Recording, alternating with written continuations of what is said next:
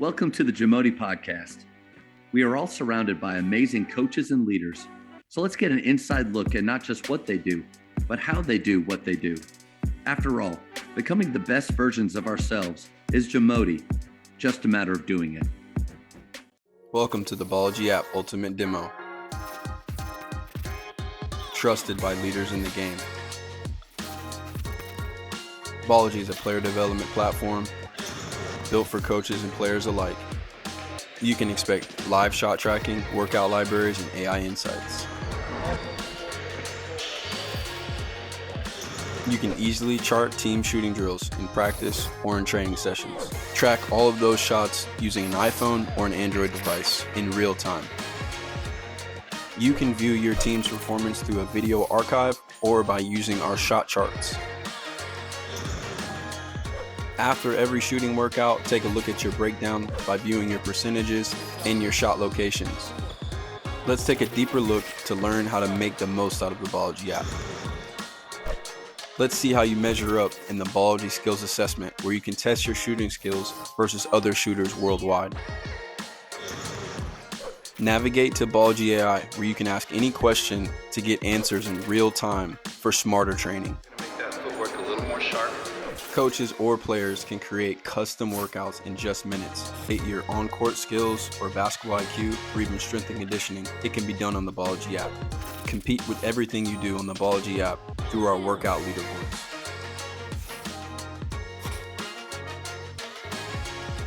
Elevate your game with the Ballology app. Download it for free today.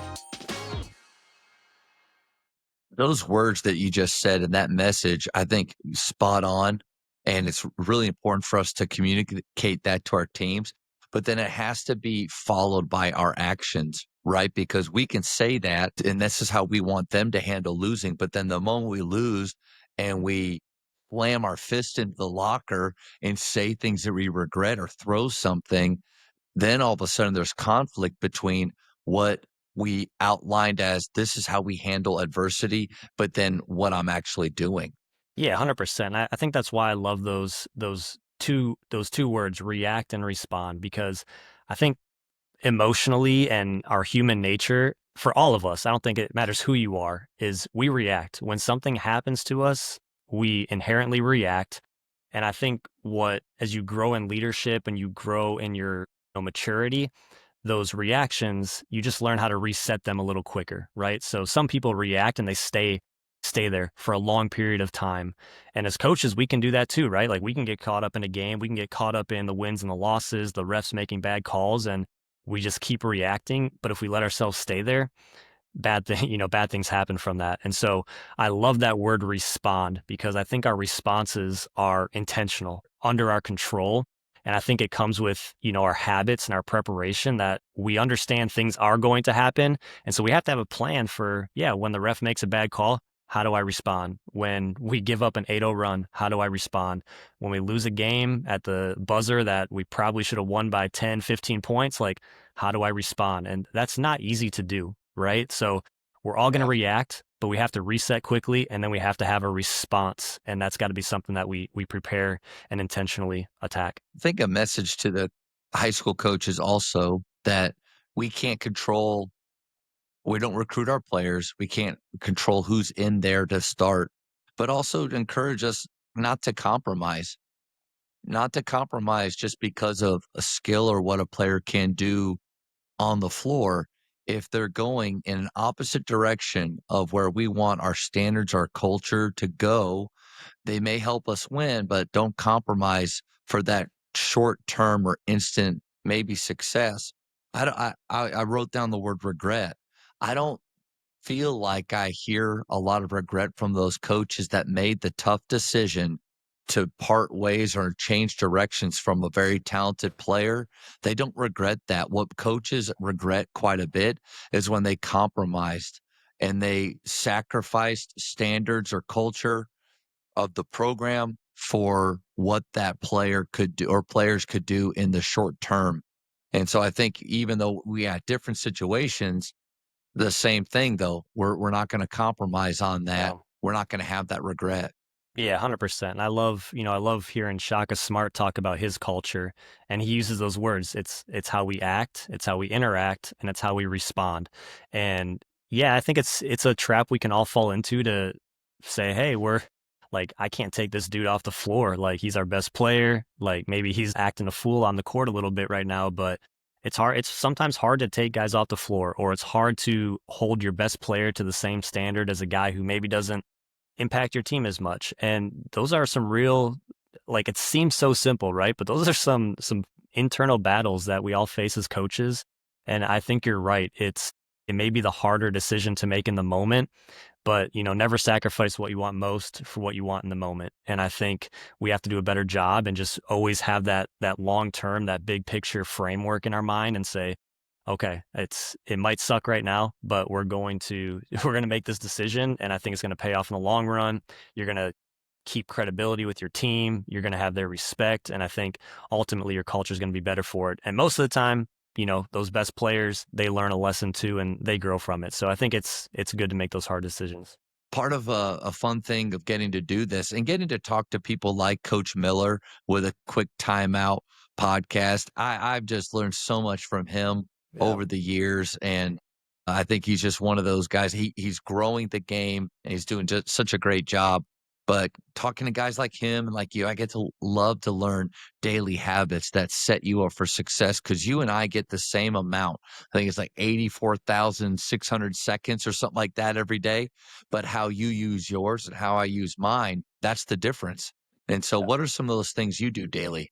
Yeah, I mean, I think first of all, I know for me as a Christian, I always need to start reading my Bible. And I think on my desk at my office every day when I come in, because I don't always do it before I leave the house, but I have some quiet time when I get into the office, and I think that's really the foundation of everything I do. And I've realized when I don't maintain that habit of just getting in the Word and having some prayer time and some quiet time with God, a lot of other things don't always line up. And so usually the days that I have more stressful days or I'm frustrated and things don't seem to be working out, it's usually when I forget to utilize that habit. But I think just being consistent, like I think that's one of the habits that I've been really trying to grow in is no matter what it is, big, small, I just want to be consistent. I want to show up the right way every day. I want to bring that attitude, that effort, that energy that elevates the room. And so for me, I think everything stems from those. And I've just been trying to set my life up in a way where, making those conscious, intentional decisions to show up the right way and be consistent. And I know it's kind of a broad answer, but those are some things that I really try and do. I love that. And the consistency piece is huge. I like looking at that as a skill, something that it's not natural for us to have great habits and do the same thing every day. And I think that's something that I struggle with is a lot of great ideas and I get to learn something new. Like Tim Ferriss's book of Tools of Titans to me is just there's so many great daily habits in there, but it's kind of like coaching. You can't do everything. So you have to choose the things that really work for you. And as a believer myself, getting into the word every day, super important. And just for those coaches that do want to develop that habit, because I felt like this, sometimes I'm going through my reading plan, I'm trying to be more in prayer, and you don't feel anything in the moment. You don't, or even after a few days, you don't feel that peace that you're talking about. But Watsa, president and owner of PGC, had a great nugget. He said, it's not one quiet time that does it. It's a lifetime of quiet times that does it. And you could take that quiet time out. You could put that in as working out or reading in general, writing notes, texting or talking to people, anything that you want to do without consistency. You're just not going to see it. We know that as players or as coaches, we try to tell our players that, but how often it's like we forget that as adults. I don't know. Yeah, no, I can't even count how many times where, maybe it's reading the Bible or even just reading a book where you read something, maybe it doesn't resonate with you in the moment and you're kind of like, oh, I didn't really get anything out of that today. But days later, weeks later, it comes back to your mind and you're like, this is applicable now. Or, you're reading through a passage of scripture or in a book where you have a ton of stuff highlighted or underlined, and you come across something else that you skipped over the last time and it shows up. And so I think there is so much power to, like Mano said, keep showing up, keep staying in the word.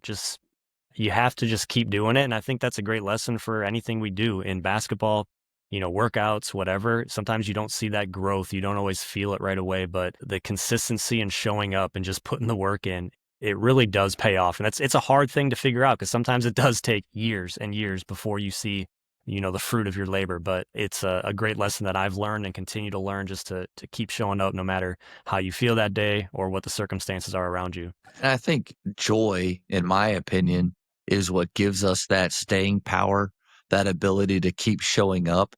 So joy in what you're doing, whether it's coaching, working with players, joy in working out, joy in opening the word and just opening yourself up to what God has for you that day.